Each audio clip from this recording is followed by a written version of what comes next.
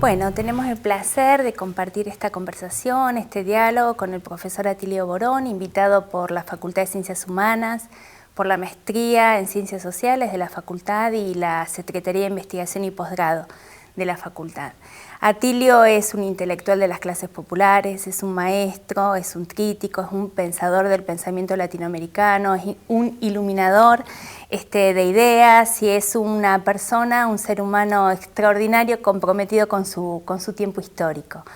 Querido Atilio, vamos a pensar un poco juntos la compleja realidad que estamos viviendo en América Latina.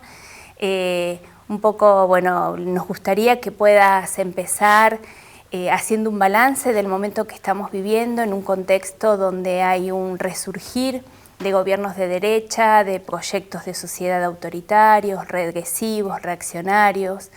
¿Qué balance podés hacer de este momento de América Latina? Bueno, primero que nada agradecer la invitación, Silvia, muy amable a vos y a la gente de las diferentes unidades de la UNICEN. Es un gusto estar acá una vez más. Balance, a ver, yo diría, es una situación muy variada, ¿verdad? América Latina es un rompecabezas muy heterogéneo. Yo diría, por una parte tenés procesos involutivos que se dieron en países como la Argentina y Brasil muy fuertes.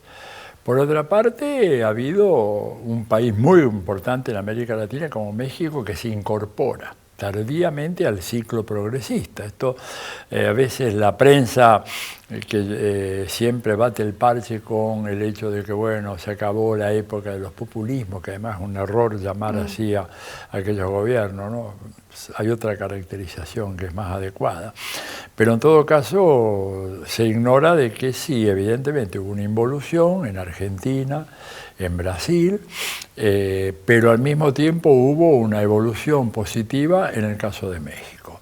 Un estancamiento terrible en la situación colombiana, que justamente en estos días acaba de relanzar su actividad nada menos que la FARC, que es la guerrilla más antigua de América Latina, la más antigua del mundo, y que la relanzan precisamente porque no se cumplieron los acuerdos de paz, que fue lo que yo modestamente predije en su momento, porque ya se habían intentado en dos ocasiones anteriores establecer la paz entre el Estado colombiano y las fuerzas de la insurgencia, y las dos veces en que eso se intentó, el Estado colombiano se dedicó a masacrar a aquellos que salieron a la superficie, mataron dos candidatos presidenciales de lo que era el movimiento guerrillero, en ese momento tenía otro nombre, ¿verdad?, que habían apostado y creído en el funcionamiento normal de las instituciones republicanas democráticas. Bueno, volvieron a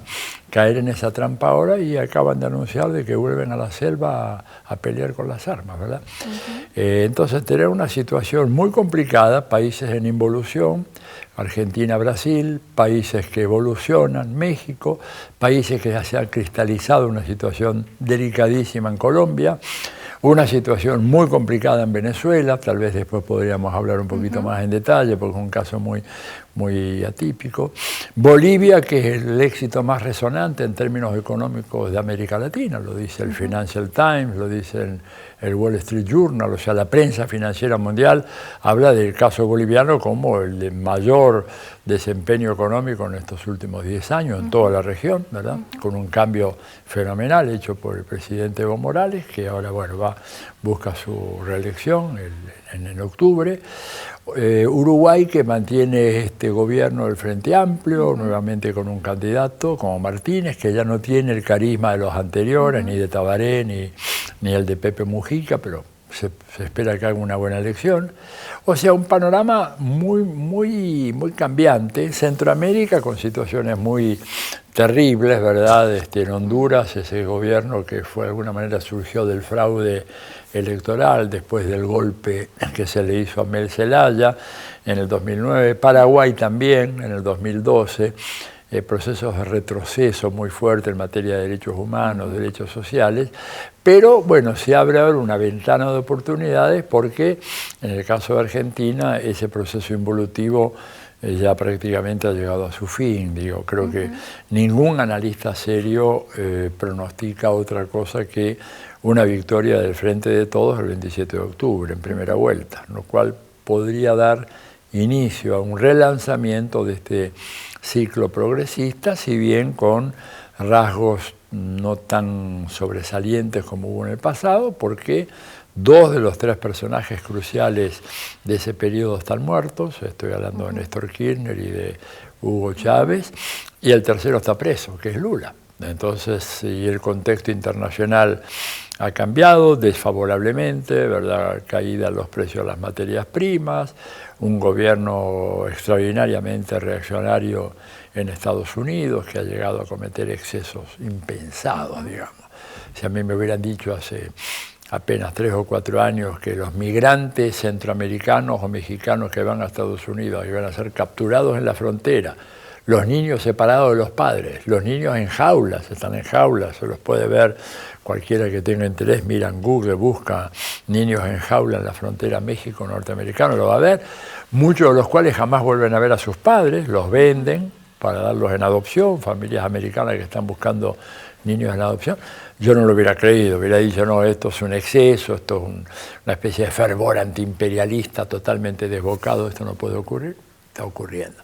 Entonces, tenemos un continente en ebullición con un cuadro muy complejo, ¿verdad? Con un Estados Unidos lanzado, un gobierno de Estados Unidos lanzado brutalmente para tratar de controlar esta región, ¿verdad? Con ataques muy fuertes en contra de Venezuela, en contra de Cuba, Nicaragua, sosteniendo al gobierno de Macri más allá de lo que jamás hubiera sostenido ningún otro gobierno de Estados Unidos, con un apoyo financiero a través del Fondo Monetario Internacional, que es el más grande en la historia del fondo, más grande en toda la historia del Fondo Monetario. Nunca el fondo otorgó un préstamo de 57.000 y tantos millones de dólares a un solo país, y en una operación fulminante.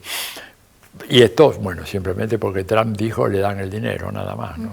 No hubo ni un informe técnico, ni un estudio de factibilidad, que habla, digamos, de la necesidad de sostener gobiernos como el de Macri acá en América Latina y, bueno, y ahora tratar de ver si logran salvarlo de lo que para mi juicio es una materia ya consumada, que es una derrota de ese experimento y un nuevo comienzo que va a ser muy difícil para la Argentina, pero con otro signo político, con una política social y una política de integración latinoamericana en línea con lo que se empezó a hacer a comienzos de este siglo y que va a ser una muy buena novedad, ¿no? Atilio, ¿no? Planteas un panorama complejo, diverso, reafirmando justamente la heterogeneidad de la trayectoria de esta unidad y diversidad de América Latina, ¿no? Sí. En esa diversidad y unidad, con el papel que está teniendo Estados Unidos y con el papel específico de la presidencia de Donald Trump, ¿cuál considerás vos que es la injerencia diferencial en términos geopolíticos en la región? Bueno, Estados Unidos ha estado siempre presente en la política latinoamericana, ¿no? Pensar de que esto arranca con Trump, digo esto porque no por tu pregunta, sino porque me evoca muchos comentarios y lecturas que he hecho. Mucha gente dice, bueno, ahora con Trump. No, siempre, ¿verdad? A ver, quien declara a Venezuela como amenaza excepcional a la seguridad nacional y a los intereses de Estados Unidos es Barack Obama. Digo, que fue de los últimos 30 años el presidente más progresista que tuvo Estados Unidos. Entonces, Estados Unidos siempre ha intervenido, de manera muy fuerte y yo diría de manera sistemática desde 1823, cuando se establece la doctrina Monroe, ¿verdad?, de una manera muy clara. Esto se hace incluso antes del Congreso Anfictiónico, convocado por Bolívar en Panamá en 1826. O sea, antes ya de eso, Estados Unidos tenía muy clara la idea de que esta región del mundo les pertenece, y eso lo siguen diciendo aún hoy, ¿verdad? En voz baja, porque es de muy mal gusto, pero yo he estado en seminarios con muchos colegas americanos, y algunos de ellos muy conservadores, y bueno, fuera de cámara, ¿verdad?, tomando un trago después de las reuniones de un seminario muy académico en el hotel, y de repente dice, bueno, Atilio, la verdad, you belong to us, dice, no, si ustedes nos pertenecen a nosotros. ¿Quién va a mandar en este enorme, ellos dicen, en esta enorme isla americana que va de Alaska a Tierra del Fuego? ¿A quién le das el liderazgo? A ver, ¿se lo das a Argentina? ¿Se lo vas a dar a Bolivia, a Guatemala, a Brasil, México, países tumultuosos, inestables, conflictivos? El único país serio que puede ser líder de esa región somos nosotros. Entonces, simplemente reconcíliense con la realidad y ya tengan gobierno, no que sean absolutamente dependientes de nosotros, pero que no se nos interpongan en el camino y que cuando decimos una cosa, bueno, obedezcan. Te digo, esto es terrible, pero así me lo han planteado. Incluso, qué sé yo, un tipo como Brzezinski, que fue el gran estratega junto con Kissinger en los últimos 50 años de Estados Unidos, en el libro más importante de él, que es El Gran Tablero Mundial, un libro que aparece en Estados Unidos en 1997, claramente dice que no habla de América Latina y Centroamérica y México y el Caribe porque su libro trata de política exterior. Y la América Latina no es un tema de política exterior de los Estados Unidos, sino un tema de política doméstica, ¿verdad? No es un tema en el cual Estados Unidos está dispuesto a discutir presencia, hegemonía, supremacía con ningún otro país del mundo, como sí lo está dispuesto a hacer, lo hace por necesidad en Medio Oriente, en África, en Asia, en Oceanía o en Europa, pero no en América Latina, porque América Latina es nuestra. Entonces, ellos intervienen. ¿De qué manera intervienen? Vía militar, ¿verdad?, vía Fondo Monetario Internacional, vía Banco Interamericano de Desarrollo, vía una muy enorme multiplicidad de ONGs, vía las iglesias evangélicas que ellos instalaron como política de Estado en los Estados Unidos, porque mucha gente se pregunta de dónde vinieron. Vinieron de Estados Unidos. Sería muy largo, habría que hacer un programa entero sobre el informe Rockefeller recomendándole al presidente Nixon para contrarrestar la teología de la liberación, implantar en América Latina comunidades cristianas procapitalistas, proliberales, y entonces empezaron ellos a mandar a esa gente acá, y eso ha tenido realmente un éxito extraordinario. Entonces intervienen de muchas maneras, intervienen con institutos de enseñanza de inglés, con ONG supuestamente imparciales y técnicas que en realidad obedecen a ellos, intervienen financiando líderes políticos, incluso en la Argentina han financiado a algunos líderes de los partidos más vociferantes de la izquierda. Entra a la Open Society Foundation en la página web y ahí vas a ver, para tu sorpresa, el nombre de los dirigentes políticos que han financiado en América Latina, dos prominentes dirigentes de partidos muy radicales de izquierda, que votaron en blanco en la última elección del 2015, que están ahí financiados por la Open Society Foundation. ¿De quién es la Open Society Foundation? De George Soros, nada menos. O sea, la forma como el imperio penetra en estos países es impresionante. Cursos de buenas prácticas, los jueces y fiscales que son formados en Estados Unidos, en programas especiales.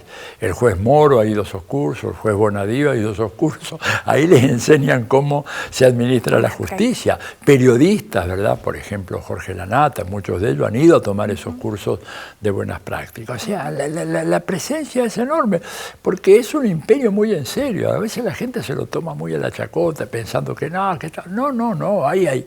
Mira, si tengo un minuto para redondear. Cuando yo estaba estudiando en Estados Unidos, en Harvard, haciendo mi doctorado, Harvard está en Massachusetts, ¿no? En Boston y en Cambridge.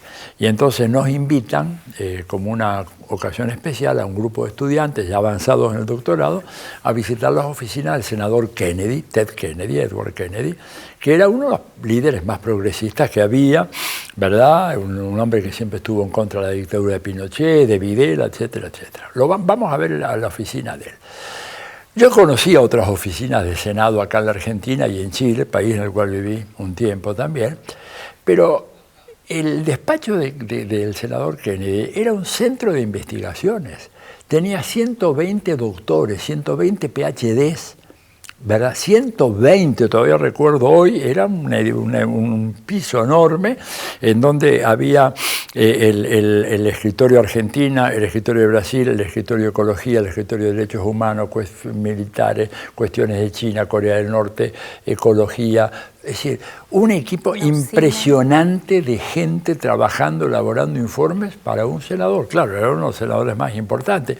Pero esto habla de que hay un proyecto imperial muy seriamente fundado sobre base de informes de inteligencia y estudios y análisis realmente sorprendente. Y te digo una sola cosa chiquita porque no puedo dejar de mencionarla.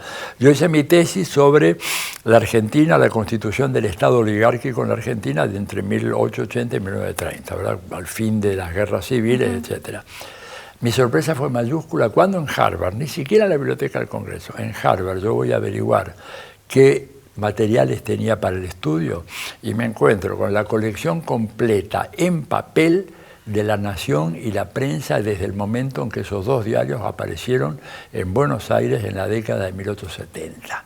No te imaginas mi emoción, mi sorpresa y al mismo tiempo mi temor, diciendo, bueno, estos tipos nos tienen estudiados, pero hasta el más mínimo detalle. Imagínate vos, yo no sé si hoy acá en la Argentina hay una colección en papel, completa, encuadernada, de La Nación y La Prensa desde la década de 1870 para acá. Bueno, esto es un imperio, y un imperio en serio.